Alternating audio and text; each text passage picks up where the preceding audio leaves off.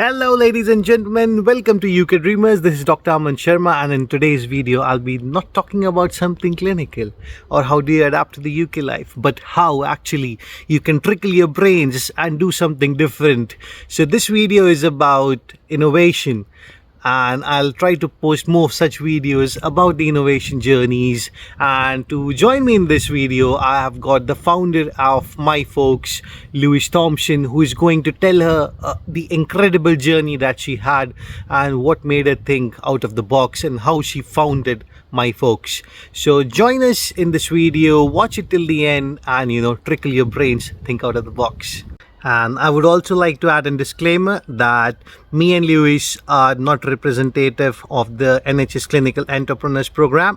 We both are the current cohort. I'm a clinical entrepreneur and Louise is amongst our first patient entrepreneurs, which I'm very proud of. So, are you ready? Welcome, Louise. Welcome to the talk. Hi, thank you. It's great to be here. Thank you so much for giving your valuable time. So tell us a little bit about yourself, Louise. So I was born in the northeast of England, in quite a deprived area. Had no expectations to go to university or anything like that, and actually went to work at the Freeman Hospital, which some of you might know. And the Freeman Hospital really opened my eyes to working internationally, working in a really innovative way, and really inspired me. And it was some of the things that I accomplished there that allowed me to go knock on the door of a university, which I did. Knocked on the door of Northumbria University and said, could you let me in? I knocked on a few other doors as well, but they opened the door and said, yes, come and study. And I kind of thought that I would never be able to do science. Having worked with a lot of people who did, I thought, oh, scary science, can't do that. But I thought I could do law, right? Because it's similar. This is my thinking at about 22 years old. I was thinking, well, I've worked with a lot of patients and they're just people with a problem, right? So where else is there people with a problem? And I thought, I know, I could do law, quite like English. So, okay, I think I'd be good at that. So that's what I went to study with, kind of no understanding about the network, no understanding about anything to do with the law really, but I studied it and qualified in it. And when I completed the degree, I was thinking about where I was going to go, and I wanted to work in the law relating to children at the time and was looking for a job in council in the northeast of England. Whilst I was waiting for that training contract, I needed to earn some money. So I went to work for EDS, which is a company owned by Ross Perot in the States, and they did outsourcing of companies' IT solutions. All of their IT gets outsourced. I didn't know what outsource meant when I went to work for them. I just needed a little bit of money for a short time. That led me to be in 25 years working in technical industry. I never left. I did do a Master of Science through BT later on, worked at BT, SAP, Accenture, Sopra, always providing the commercial wrap to tech solutions from the end-to-end process of when a bid was being suggested right through to the end of the contractual life, contract negotiations, disputes, all of that was my bag. And I led teams in that area, became part of the exec suite and MD of business units and things. And then and I didn't really expect that to change. I never expected there to be anything different to that in my career. Went to Windsor Leadership, which I recommend to anybody who's looking to pursue leadership for good. I didn't expect to change it. But whilst I was working in the South, my parents became ill with dementia up in the northeast. Both of them, different stages, different types of dementia.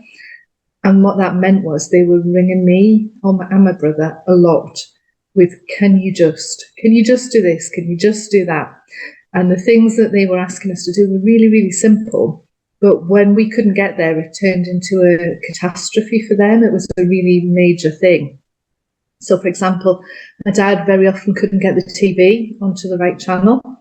And so he couldn't watch his football.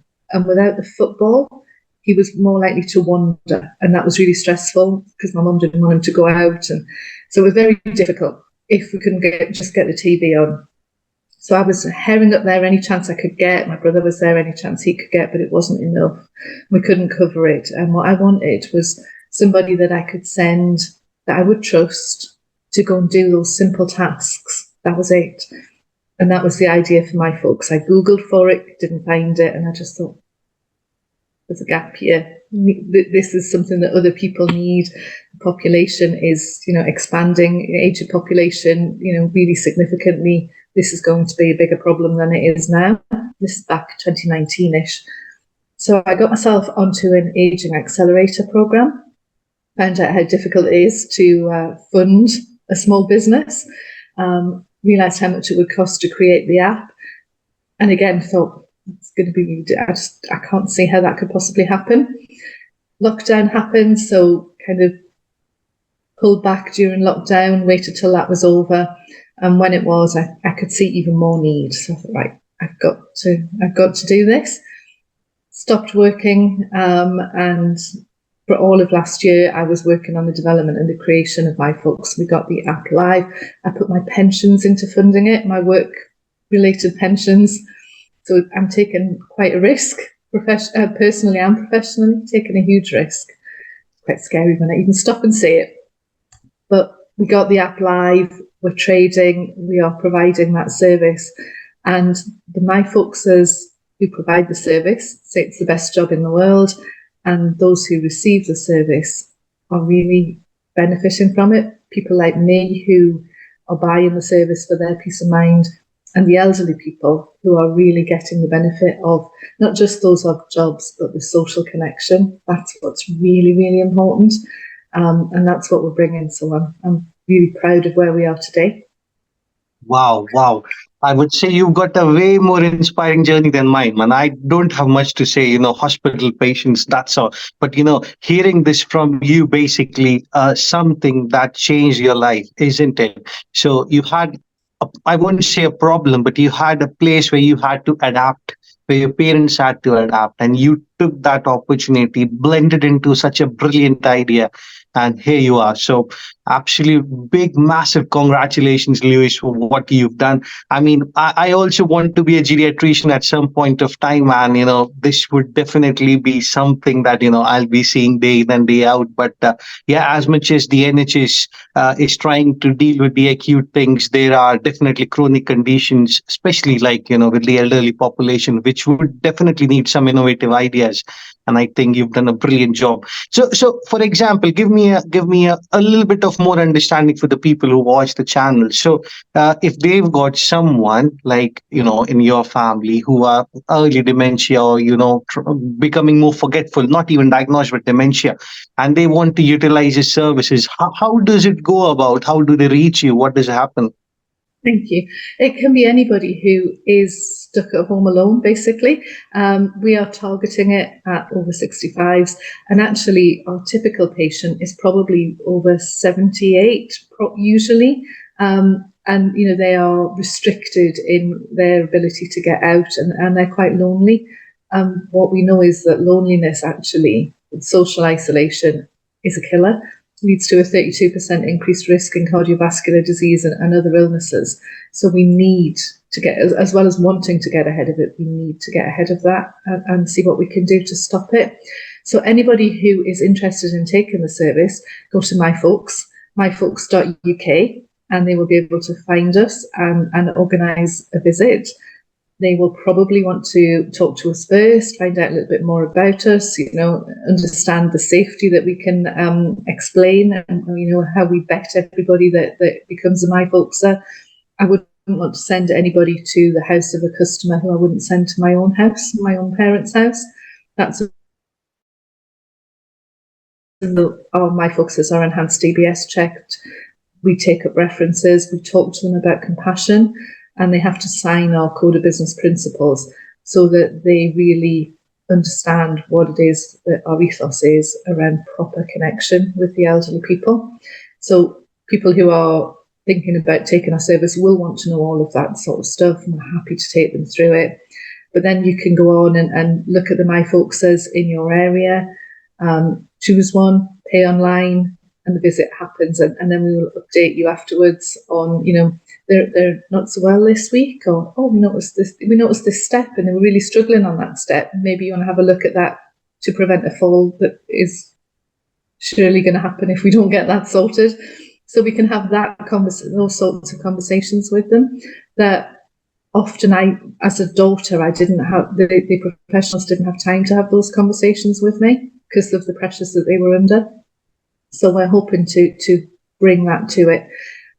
It's all paid for online, it's all managed online, and then our Myfolksers will go and do the visit at the time required. We operate 8 till 8 on a standard service, and a visit is for an hour. We currently charge £25 for that hour. We pay the Myfolksers well for them to do a really good job as well in that time. But if people wanted a longer time, if they wanted us to accompany somebody to a hospital appointment because they can't do it and things like that, then we're very happy to do that. We're also very happy to work out of hours and at shorter notice on different rates. And we work Christmas Day and any other bank holidays. We are aiming to always be there. Great. So you're basically working like the A&E, 24/7, 365 days a week, a month, a year, basically, isn't it? Well, I wouldn't say we were anywhere near A&E, but yes, 24/7, 365, absolutely, and all about prevention of those emergencies so that fewer people are waiting in your waiting rooms. That is the aim.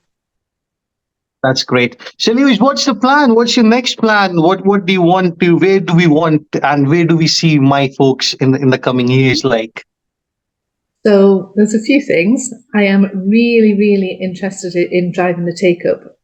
Where we are going at the moment is around the edge of the country. Professor Sir Chris Whitty has said that our coastal towns and cities are going to be some really challenging areas for elderly support, in the coming months and years. So that's where we're aiming to build the service at the moment, around the edges. Happy to have discussions about anybody who might need us elsewhere, but around the edges is where we're headed. And then meeting in the middle. And then, of course, there's an international plan and some international connections. So we plan to take this outside of the UK because the ageing population is not just a problem in the UK. It's a problem in many countries. So we can do that. And then there's also a plan to look at hospital discharges. There are people, as you will know, who are in hospital who can't come out of hospital. And a very small proportion of the overall total are people who are really quite well, but they need some practical help that Myfolks can do. So looking to explore whether we can get Myfolks to provide that service to get people out of hospital, making some good connections, have had help from the programme and some introductions as well there. So that's been really helpful. We're exploring that very seriously. And then I started to realise that Myfolks treats the symptoms of a problem, which is the effects of the loneliness. But then I started to think, well, can we predict that? Could we maybe stop it? So there's some really interesting and more scientific work going on around that at the moment as well. But I'm not saying any more on that right now. that's great. That's absolutely great. I mean, and Louise, what are your thoughts about the other patients or the patients' families? Like you stepped up and took the challenge. What would you suggest to them if they've got such ideas? How can they proceed? How should they proceed, rather? So they need to do a bit of research. They need to understand, the risks and the effort that is involved. Starting up a small business is a huge challenge, and you've kind of got to be all in if you're going to do it. I know people can start it as a side hustle, and that's absolutely a sensible thing to do, but it's going to take a lot of effort. So you need to be all in some ways, even if it's a compartmentalized all in. When you're doing it, you've got to be all in. So I'd say do some research, understand what the process involves, look at accelerators, and certainly the NHS Clinical Entrepreneurs Programme. Why wouldn't you? Absolutely, why wouldn't you? If you have an innovation that could benefit the NHS, it's the obvious place to go. And I obviously totally recommend it for several reasons. Absolutely. Thank you so much, Louise. That was so innovative. That was so inspiring. So, guys and girls, Ladies and gentlemen, if you want to know more about my folks, I'll post the website in the description. You can go and have a chat. Look at the services provided by Lewis and her, friends and the business firm. And yeah, if you've got any bright ideas, you think you can make a difference to the patients, you can make the difference to the NHS or the country as a whole, then yes, be one of the patient entrepreneurs, which we would be very, very welcoming as clinicians. And yeah, all the very best, Lewis. Thank you so much for your time. Thank you for having me. Thank you.